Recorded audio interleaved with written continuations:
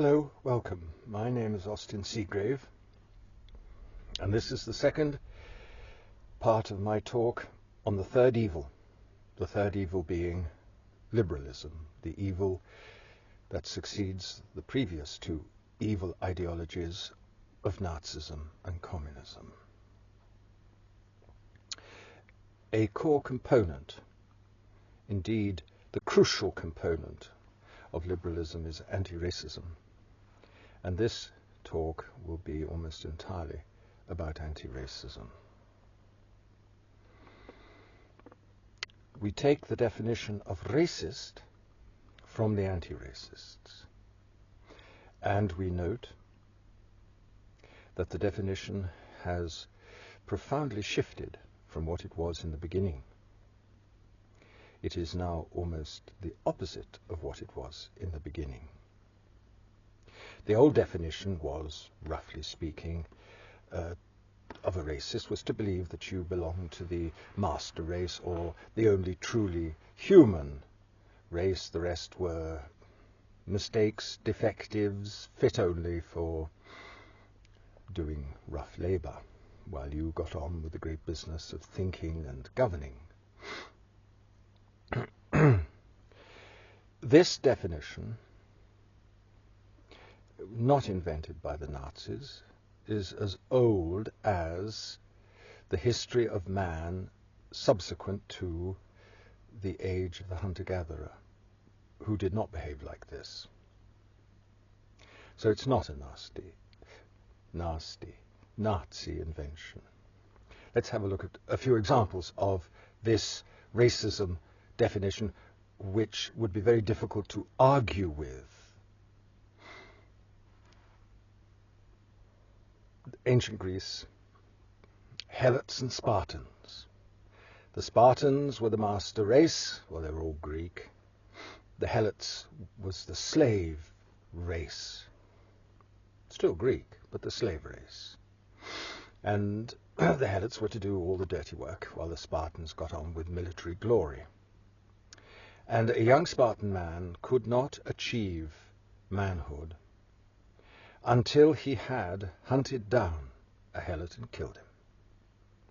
More modern times, you may remember from Africa, two tribes, the Watutsi and the Wahutu. The Watutsi were the master tribe or race or nation, depending which word you prefer, and the Wahutu were to do the dirty work, do what they were told, and not get ideas above their station.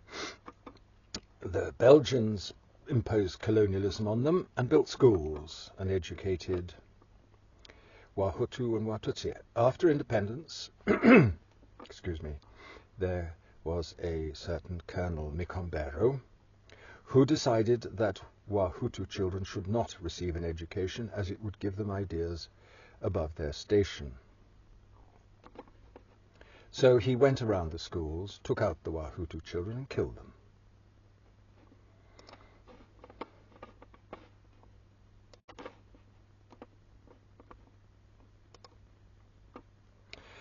Another example, Andaman Islanders. The Andaman Islands are in the Indian Ocean, close to India, were a dependency of the British Raj, and upon independence were handed over to the Hindus. And a few decades later, there were no more Andaman Islanders. Genocide had been achieved.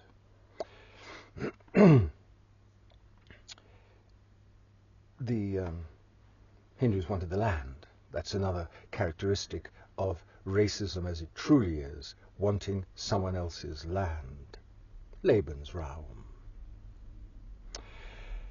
However, it is interesting to note, and very significant, that on one island, the Andaman Islanders survived. And they survived because they wouldn't let anybody land on their island. And anybody who tried, they killed. Right. They survived because they were racist. That is, racist in the new definition of racism as defined by the anti-racist. it is to be noted also that the Andaman Islanders were genetically important to mankind because they were genetically pure. That is to say, they'd not mated with people outside the islands for thousands of years. They had pure genes, what we used to call racial purity, until it became a crime and a sin.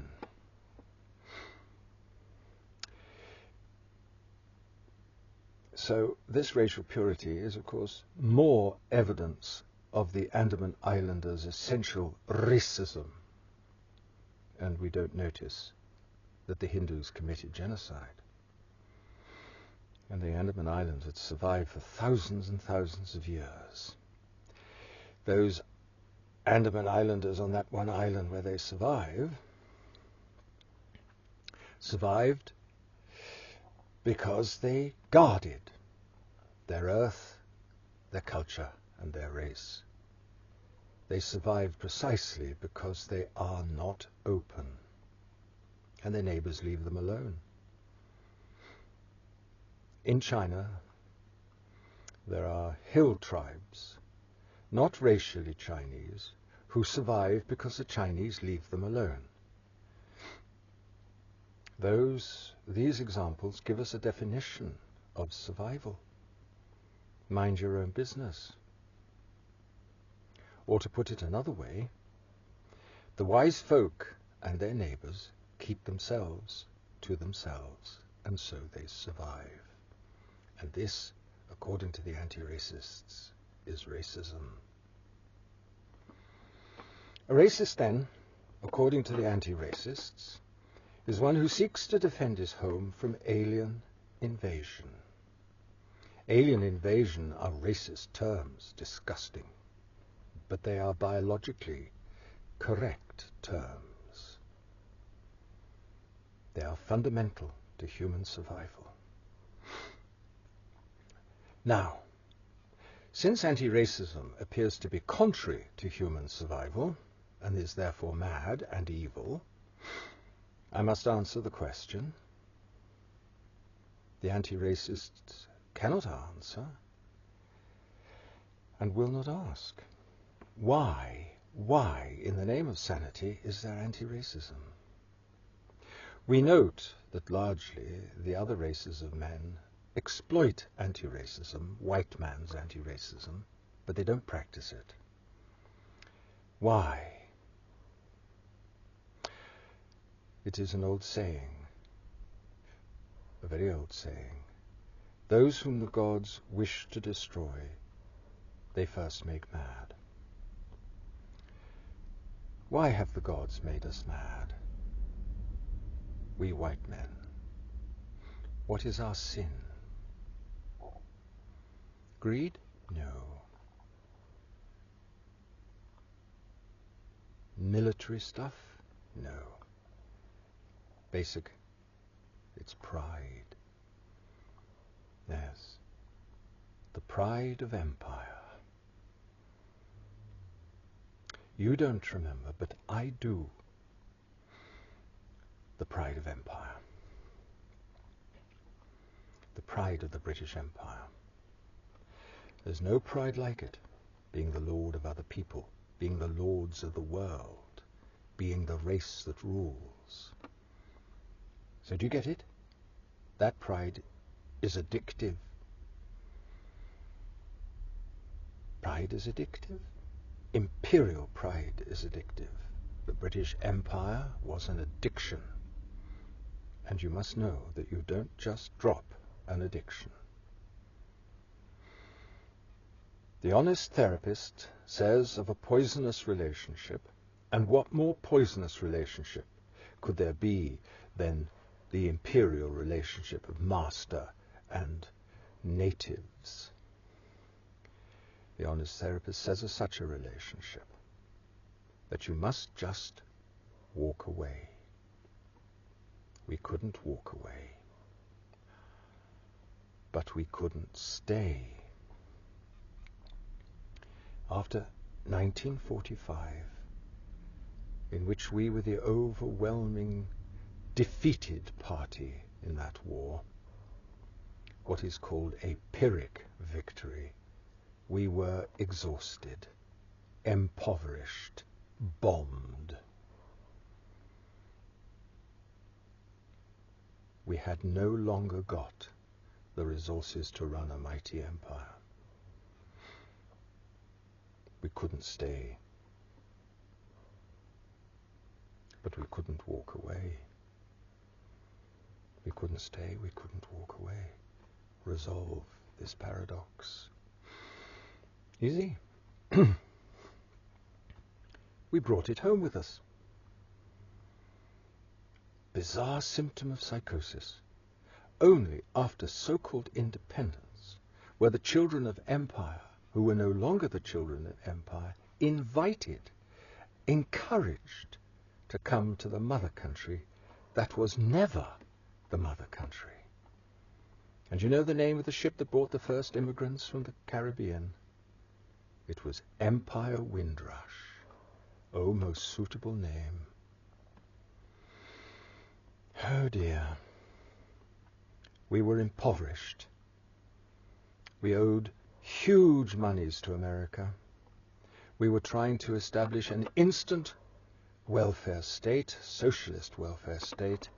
We simply couldn't afford empire anymore.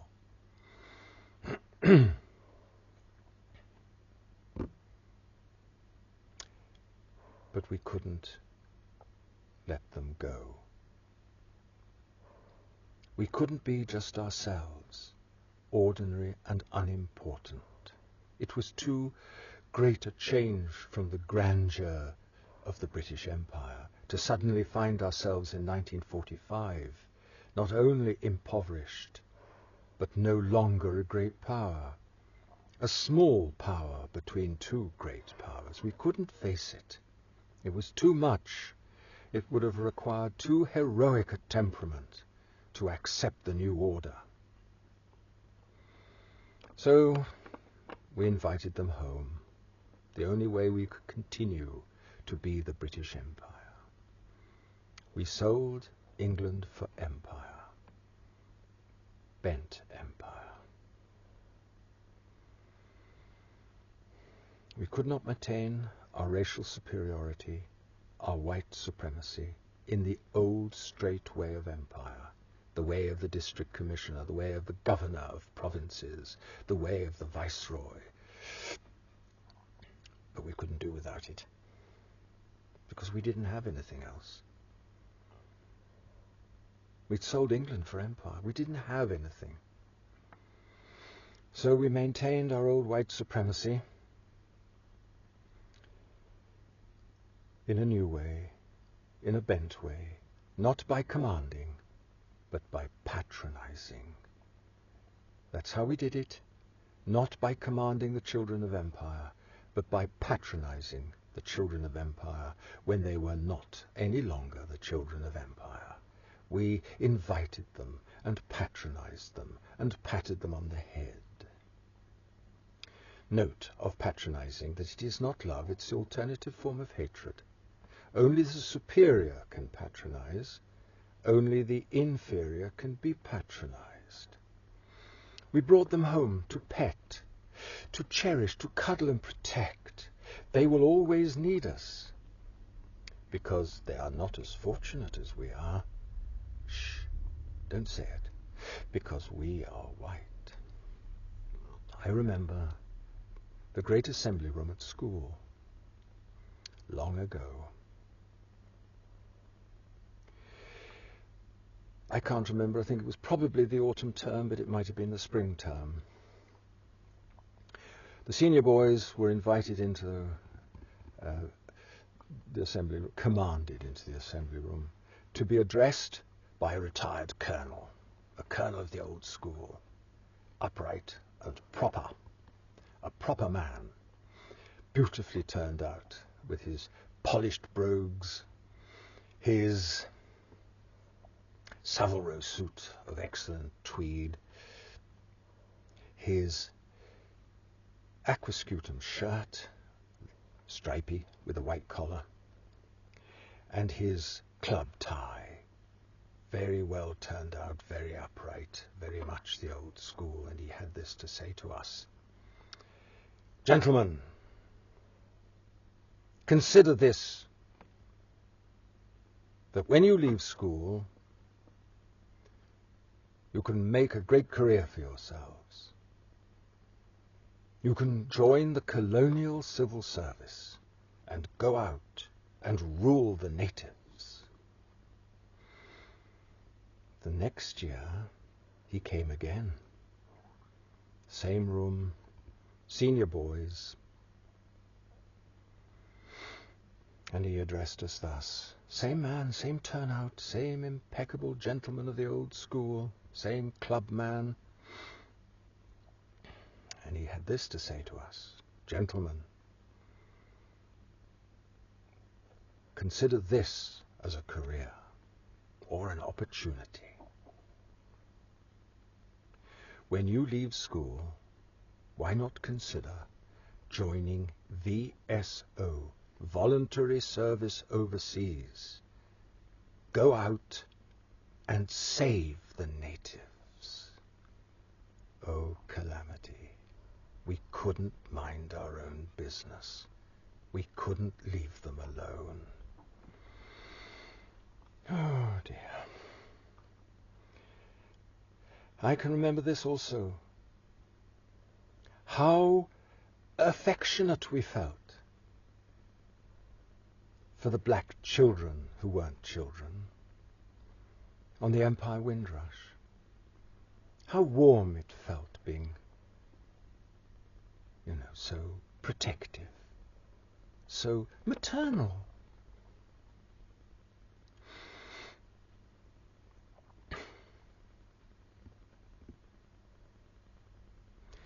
And there was a great fuss, a great feast, a great festival made about the Empire Windrush. Extraordinary. Even while there were immigrants coming in, refugees from the rest of the world, I am sorry to say, but nonetheless they were coming in, they were not greeted with feast and festival and fuss. But the blacks on the Empire Windrush were. And that's the most bizarre thing. Why? If you need somebody, a cleaning lady, to come into your house, you don't gather the whole family at the front door, wave flags and cheer, and promise her that she can live in your house forever and ever, and all her family, down all the generations of the future. At the time, we should have thought what we were doing, but we didn't. Like all addicts, we glided smoothly and sweetly and snugly into our addiction. Addiction feels so good to begin with. That's why it's an addiction. You can't let it go. So, the new imperialism, bent imperialism, the new white supremacy, bent white supremacy, not commanding. Oh, we hated those people, those beastly old imperialists, their wicked racism, etc., etc., etc. No. No.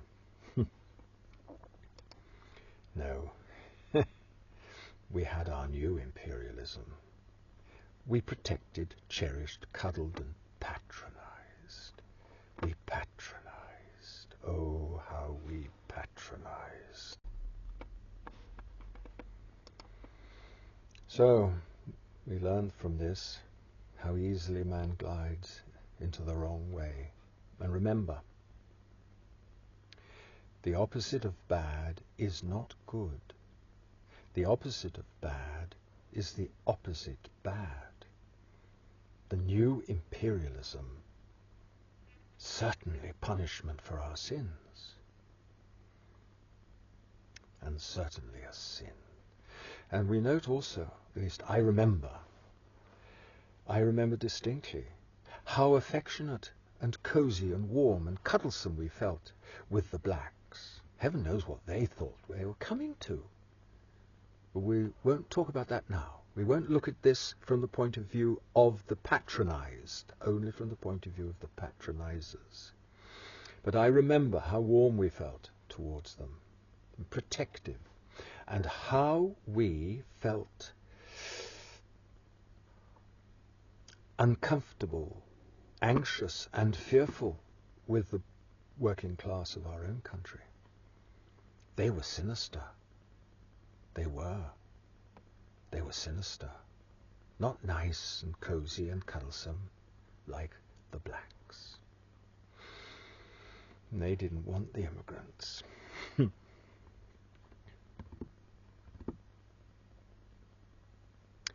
And so it turns out that the anti-racists are the heirs and continuators of white supremacy, the white patronizers. So I think we ought to invent a new term. Patronize, better term. Matronize. Not a patriarchal empire, but a matriarchal empire. The mother who is here for her children of all races.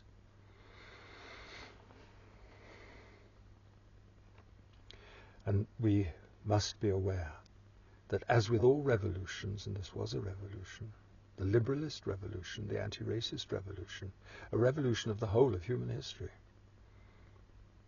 the most radical revolution,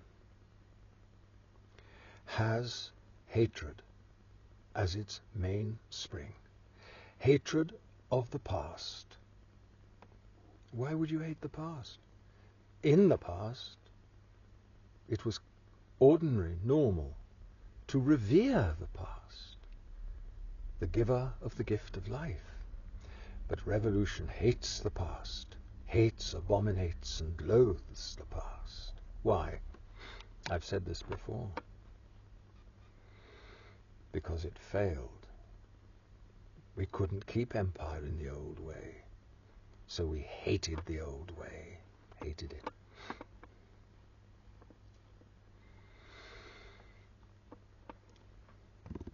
If we had found the courage simply to walk away from the poisonous relationship of empire, simply to let empire go, to be not a great house, but merely a cottage in village earth, if we had refused the empire windrush, then we would have been born again, as all are who let go the wrong way, and we would have been sane again. But we were not brave enough. We could not face the emptiness that all must enter who wish to escape the wrong life into new life.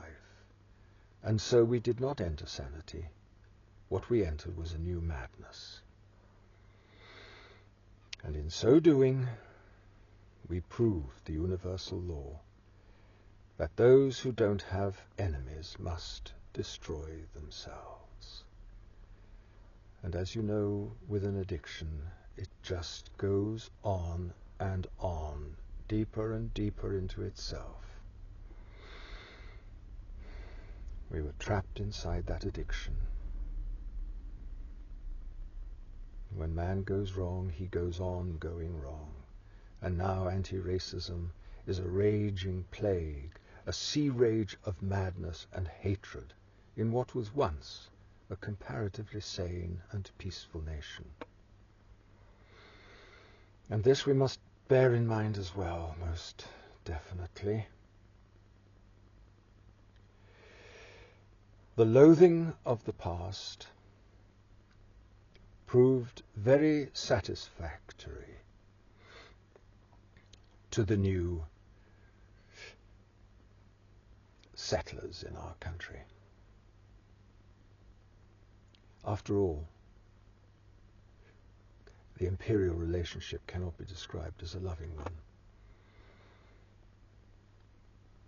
So the settlers, the protégés of the anti-racists, had inculcated into them a justification of their hatred of the white man and his monstrous greed, and his violence and his destructiveness. They already hated, but now their hatred was justified. So they came to claim back what had been stolen from them. They came to reclaim their right.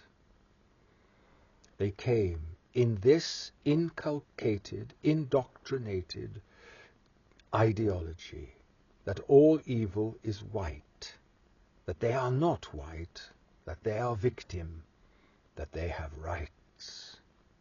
These rights are confirmed by the anti-racists.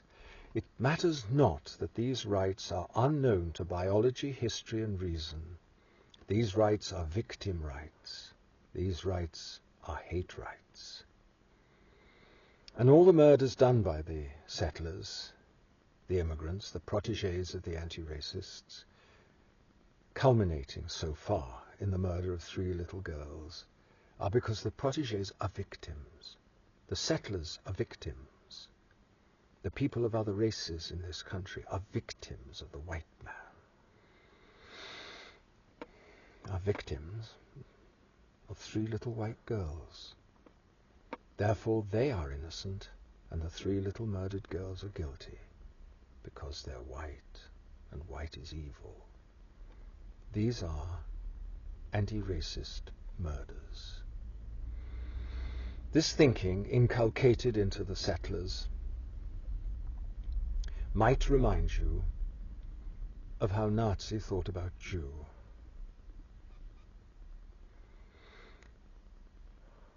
And since this Nazi thinking is taught by the anti-racist, we arrive at last at a name I've already given, the true definition of the anti-racists: bent Nazi.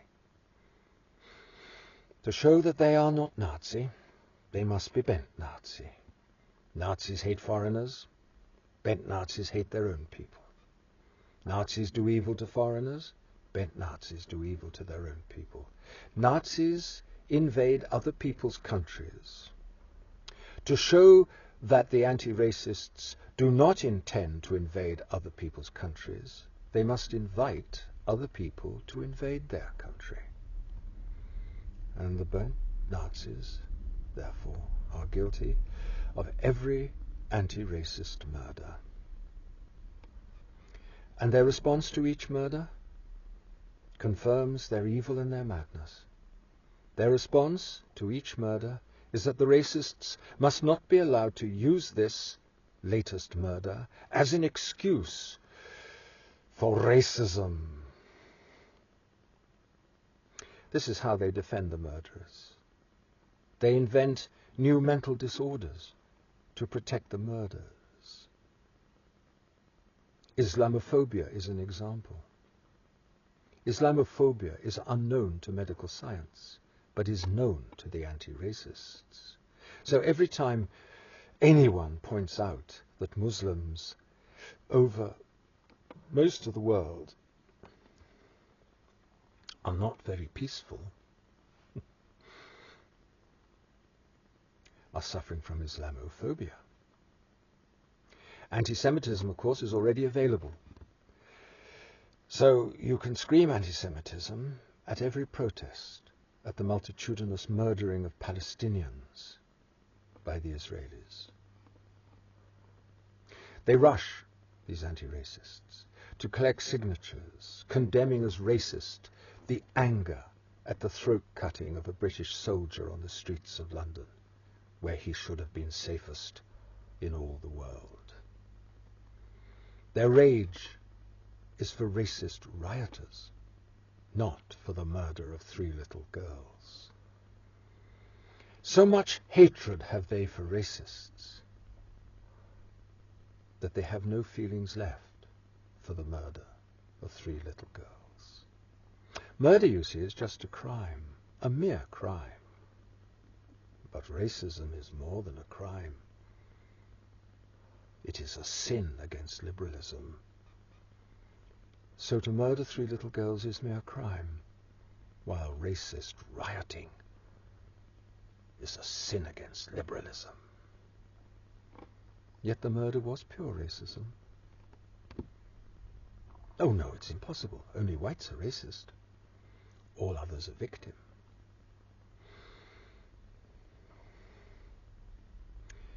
And what do they do to the race rioters?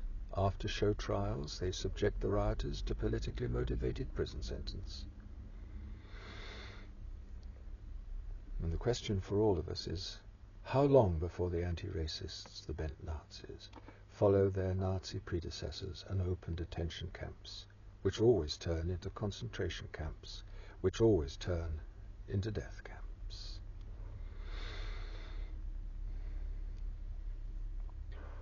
And they have a final solution to the problem of the racist.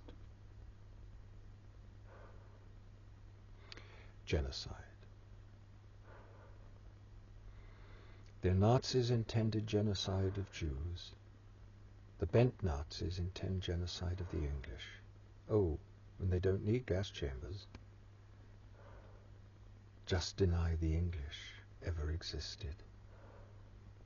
This is the denial of the English. We are all immigrants here. England is made of wave after wave of immigrants, just like America. This is historical revisionism, and the bent Nazis have learnt it from the Marxists, who had to revise history so that it conformed to Marxism. Ditto the liberalists. History must be bent to conform to anti-racism. So, the history of England. No history of England. History of Britain. Britain, not England. That's a good start to denying the English. Don't use the word. Use the word Britain and British.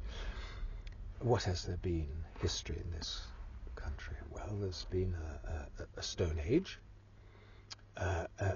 and a Celtic Age, and a Roman Age, and a Saxon Age, and a Viking Age, and a Norman Age, and a medieval age, and a modern age. No age of the English in England.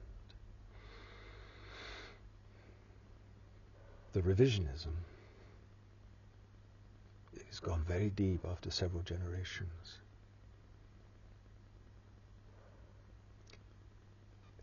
Another, of course, form of genocide, more physical or genital, is immigration.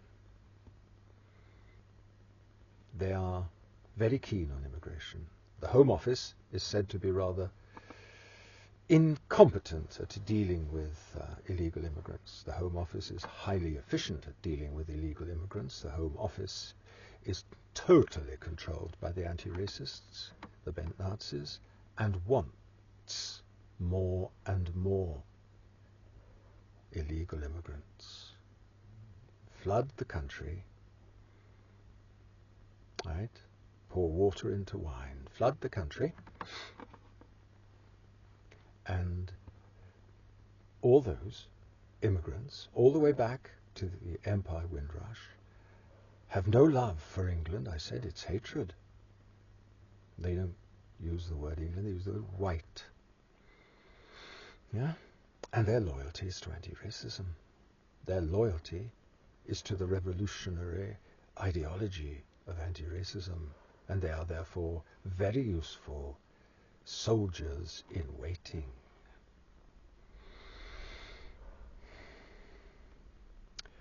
And also, of course, the damnation of racial purity.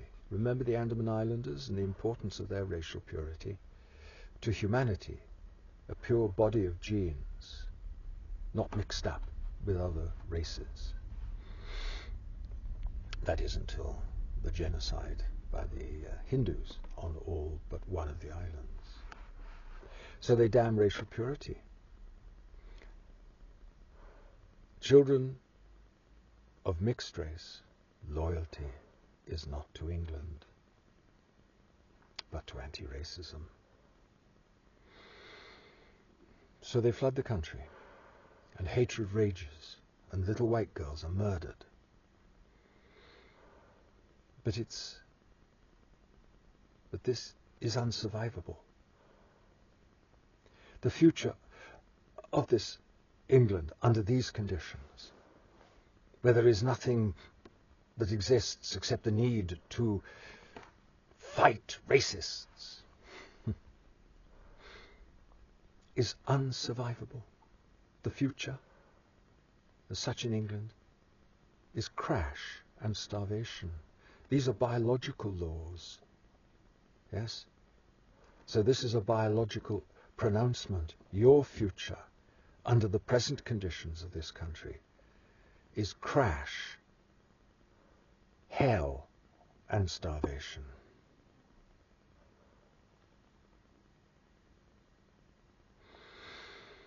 So,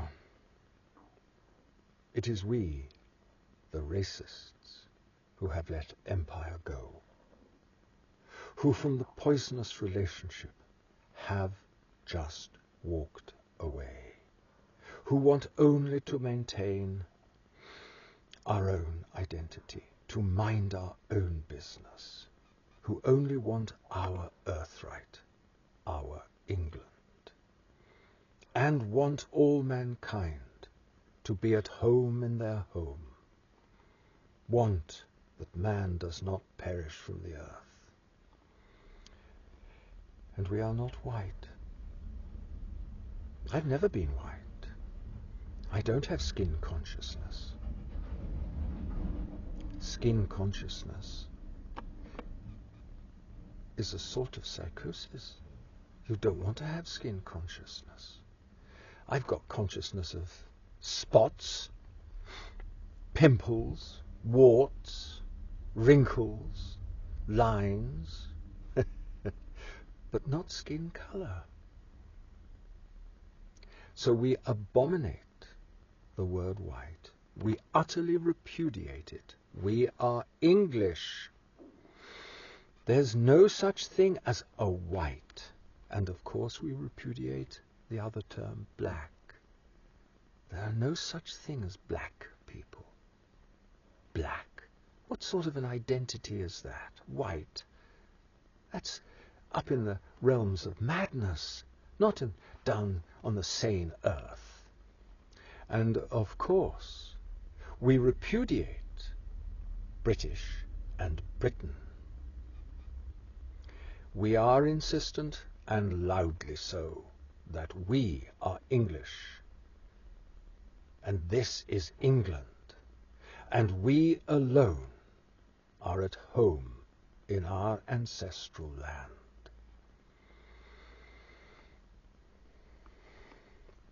We will remember that we repudiate also left and right.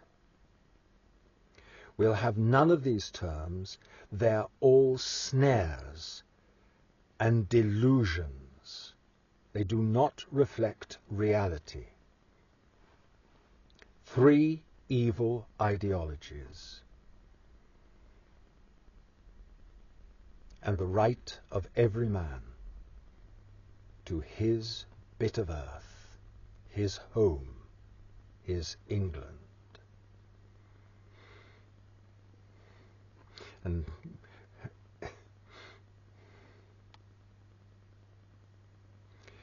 we are aware of how powerful words are. And we will throw them off. We will not be hooked by these hooks of words. So of the rioters, let us say, the recent rioters of the murder of 3 little girls, an appalling and satanic crime, a crime that comes out of the depth of hate, the very depth of it, hate.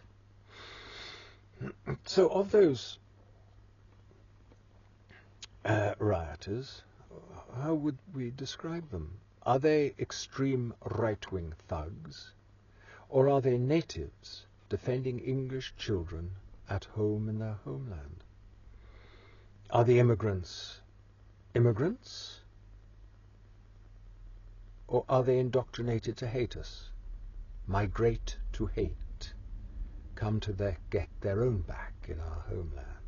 Are they fellow citizens, or are they settlers as alien to us as the white settlers were to the natives of North America?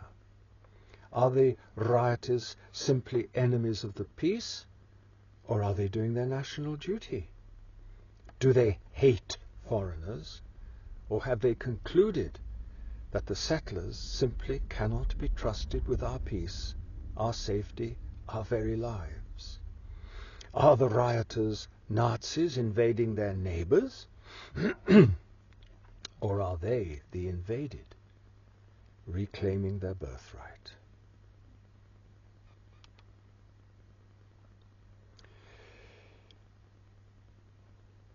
So anti-racism began as the inability to let empire go, and inverted it to bent empire in order to continue our racial superiority, mother to the children of empire. What we could not accept was that they could do without us, as they had done for eons before we interfered. We could not accept their independence. We were dependent on them for our identity, our pride. So we did the only thing we could. We inverted. We patronized.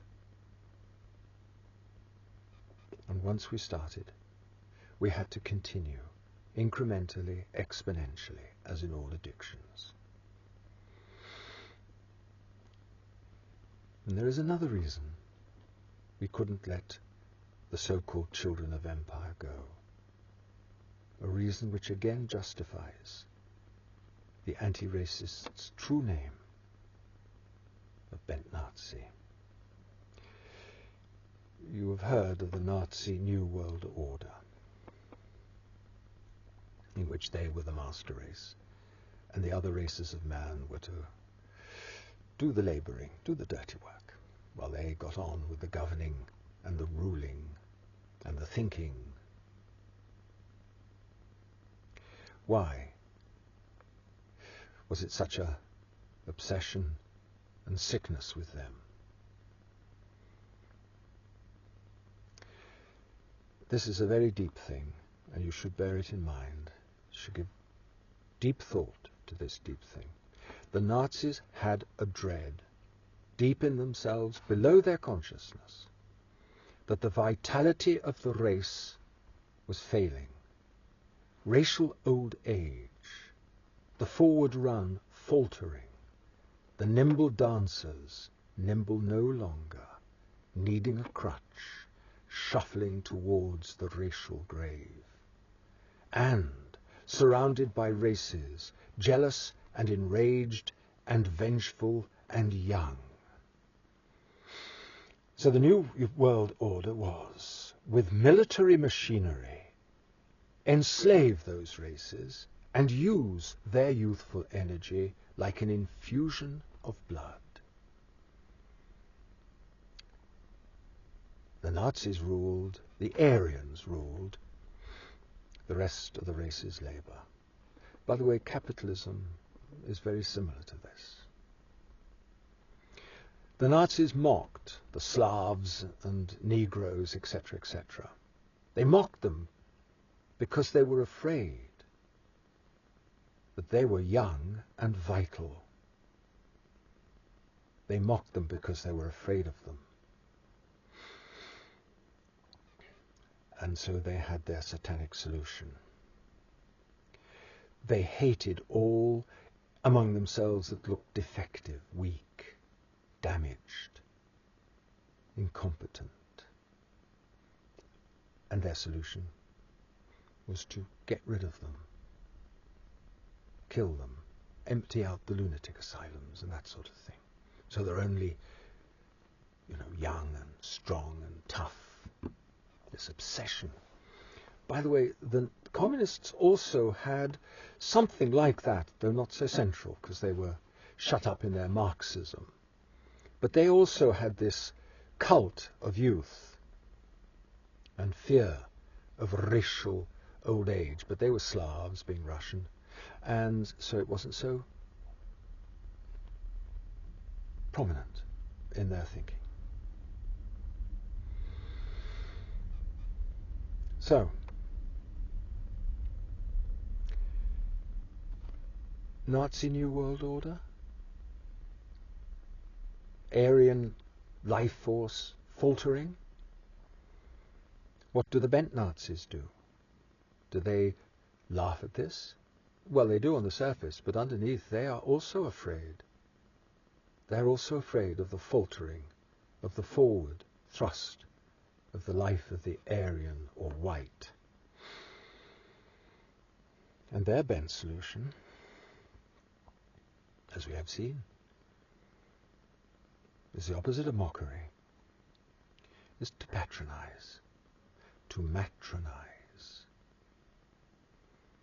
They are like a mother who at night is vampire to her child.